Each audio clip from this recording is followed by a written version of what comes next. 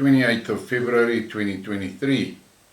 In this news flash, I want to talk about a few things from America and Russia's response.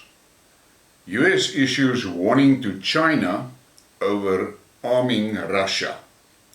Beijing will have to make its own decisions about how it proceeds, whether it provides military assistance to Russia, but if it goes down that road, it will come at real cost to China, the White House National Security Advisor Jake Sullivan told CNN.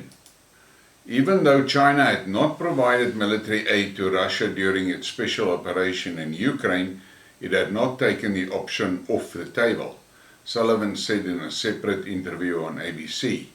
Earlier, Beijing's top diplomat Wang Yi was quoted by his EU counterpart Joseph Borrell as saying that China does not arm nations at war as a matter of policy. Now, I've got a lot to say about what this guy is saying here.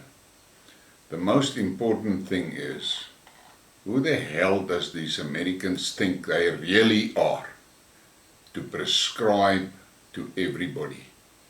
It's one thing for America to sanction and bully a country like Yemen or a country like Syria. But where the hell do they think it's going to end for them by trying that shit with China? And then you get this Blinken, and every day of my life that I see this man, I loathe him more. The US will not hesitate to sanction Chinese individuals or companies that support Russia, violate sanctions, Secretary of State Antony Blinken. Now, Antony Blinken can go and jump in the fucking lake. The reality is that Russia and China has not sanctioned anything yet against America. But between those two countries, they can make life hell for America. And then we get this response from Lavrov. Russia no longer at the mercy of the global elite. Foreign Minister Sergei Lavrov said that the Western political leaders would no longer have the power to dictate terms to Russia. Speaking with the heads of the ministry's regional offices, the diplomat stressed that Russia will now determine its development needs. Until recently, a couple of years ago, the external conditions that we needed for development were determined not by us, but by the Western minority, said Lavrov. He added that all the foreign policy initiatives promoted by the so-called Golden Billion group ensure that the world lives by the rules that allow Western elites to continue their colonial policies and live at the expense of others.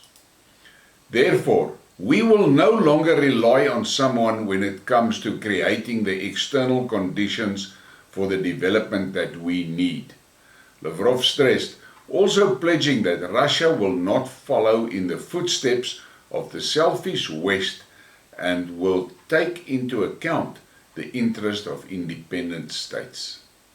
Now, all I'm going to say about this is the following.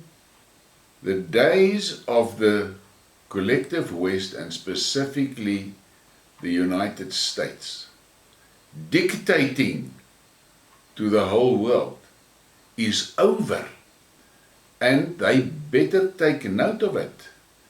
All these war stories is one thing, and it is quite obvious that they are getting burned in Ukraine.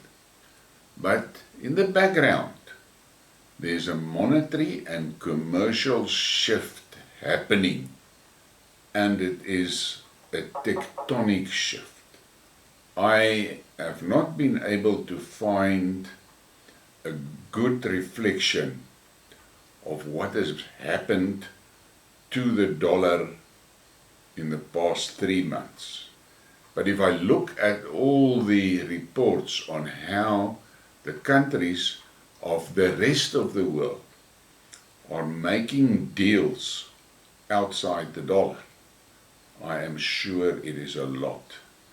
And I wonder if the American citizens realize what is going to happen if the international world outside of the West de-dollarize.